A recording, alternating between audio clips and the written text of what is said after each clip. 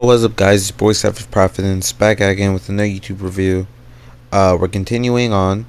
Uh, Next up on our list, as you can see, will be Trick or Treat. This was a film that was released in 2007. This was one of the films I was highly interested in. Not only did the premise of the movie sound interesting, with it just being a bunch of different stories uh, happening all on the same night of Halloween, and how they kind of intertwine and through with specific characters potentially showing up in them or things like that. And I really like that. This was also recommended to me by one of my friends, Caleb. He really likes this film, so I was definitely going to watch it uh, because of how much he talked about and how much he liked it. I've also seen the kill count from Dead Meat on it, so I did at least like when I first watched it. I haven't watched that kill count in a long time, so I didn't remember everything going into it, but I did know about it because of that as well. So without further ado, let's get into it. So as I said earlier, this movie is basically just a bunch of uh, different stories set in the same city in the same universe, basically all happening at like around the same time or similar times. And then we'll see characters from specific parts of the story or whatever pop up in other people's stories, whether it be in background shots or whether it be as like actual characters kind of crossing over in their stories. um when I say like they all happen around the same time, not to say that like, oh, story the story we're watching right now is happening directly at the same time as this one, but more so that like they're happening on like the same night and all that, and they're happening around the same time. Like you will see a character, for example, you see this character Sam. He will be in the background of one shot, and then maybe either before the story that we saw him in the background of, he would have either been passing by that areas in a previous story that we just saw, or in the next story that we see, they show off where he was going or why he was there at the time. And I really like that. I like how all the stories are connected, and they don't do it in like a weird contrived way. Just they do it in a nice way to see. Um, and yeah, I like how all the stories are different. Like they don't, they don't follow like the necessarily the same trend or anything, and they all involve like different kind of. There's some aspects where it's like it's traditional like horror characters or monsters, but then there's other like where they take like unique spins and ideas on those ideas and whatnot. And I really like that about this film. Sam, as we said, this character, he um, is an ever-present character throughout like all these little stories. Like he is in the background or gets a specific shot of him watching or being around one of the stories. Like we'll be introduced to one character at the top, and then we'll see them kind of get their introduction or whatever into the story, and then we might leave to go cover another story, come back, and then as we're getting that story, Sam will be like either in the background or by the end of the story or maybe the start of the story. We'll have seen him walk past the character that we were introduced to or the character that we're following at the current point in time. And he's just always there. He's always there, which I really like. I like how one of the best ways you can tell that these films are interconnected is because Sam is always there in the shot, or is always there in a shot in the background or something, or maybe he's focused on for a little bit and we see him. I also like how like it's because they're all connected, you can kind of like figure out when exactly each thing happened. So even though they don't tell the story in like direct chronological order, and they tell some of the stories like when it happened here, but chronologically speaking, that would have happened either before or after this, you know? So I really like that. And I like how the ending kind of wraps it all up. And then we'll see when I'm talking about that later. I like how, like I said, I was talking about how I like to interweave. And then I also like the overall the vibe of this like movie, kind of. In the sense that like all these stories that we're watching and all these little segments that we all are watching, they all feel like little campfire stories or like bonfire stories that you would tell with your friends, like when you're out like on a quote unquote spooky or scary night, or if it was like super dark and you guys are just telling scary stories around the campfire or bonfire. I like how like all these stories are just they just have like that vibe, and I really like that. That's a really cool vibe to have in your film. My favorite characters in this one were Rhonda, who we focus on one of the stories. She and another group of kids go down to like this little swamp area or whatever, where this bus got driven off a hill with like a bunch of special ed kids being in the back of it because their parents didn't want to deal with them anymore. And then so we follow them and their story.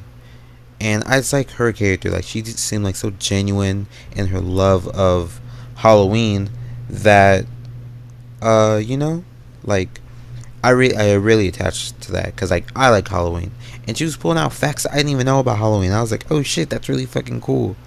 And then she was like kind of getting this budding relationship with one of the characters, but it turns out that like they were all trying to just prank her or whatever because she was different, and then they end up getting their comeuppance for being assholes and pranking her. And the person who was getting kind of attached to her and was like they were both like falling in love with each other, or at least were becoming friends. She ends up just ditching them, and he gets his comeuppance too. And I was like, damn. I thought like maybe she would try and save him or something, but I was like, you know what? Go get it, girl. You deserve that because that dude was being an asshole. Of course, another favorite character is Sam. Obviously, Sam is fucking cool. He's just this tiny little guy going around enjoying Halloween and kind of ensuring that the spirits of Halloween are intact, which I really fuck with. Sam is a W. Sam is a W. And then we have these werewolf